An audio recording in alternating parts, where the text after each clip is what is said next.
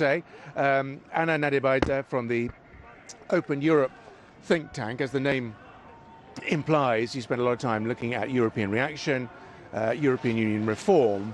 I wanted to ask you about European reaction to what's been going on in Westminster. All being well, we should by Thursday have MPs voting for an extension request. How do you think the European Union is going to respond to that request? So I think the EU's main reaction will be to demand clarity for why do we need an extension. The Commission has said that and the European Parliament has said, but it's actually the EU27 who will be deciding, who will be given the heads of government and heads of state. At the next European Council next week, they should be deciding then, and it's unlikely that any one member state will veto an extension because they don't want to be seen as the ones responsible for a no-deal scenario.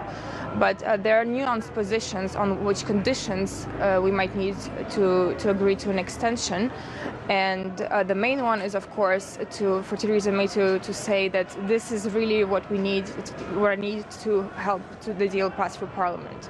That's right. I was struck by Michel Barnier, the Commission's negotiator in the European Parliament today, suggesting that the British shouldn't assume they can get an extension without coming up with some sort of very good reason to have one.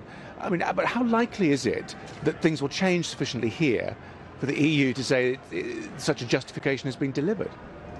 So they might be looking at, for instance, reasons such as a second referendum. This is unlikely here, as you said, or an extension to ratify the withdrawal agreement, but then again, they need to be sure that this will help.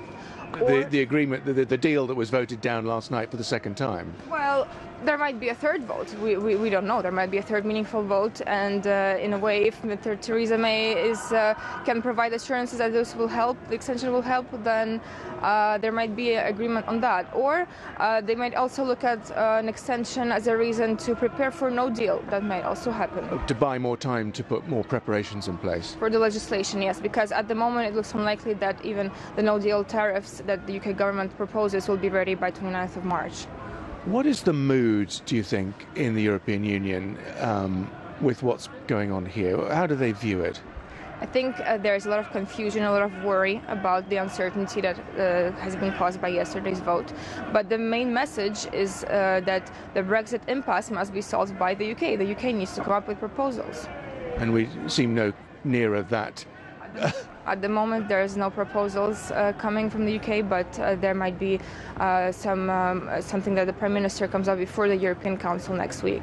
So next week, Thursday and Friday in Brussels, heads of state and government from all 28, including Theresa May, looking like a fairly crucial meeting.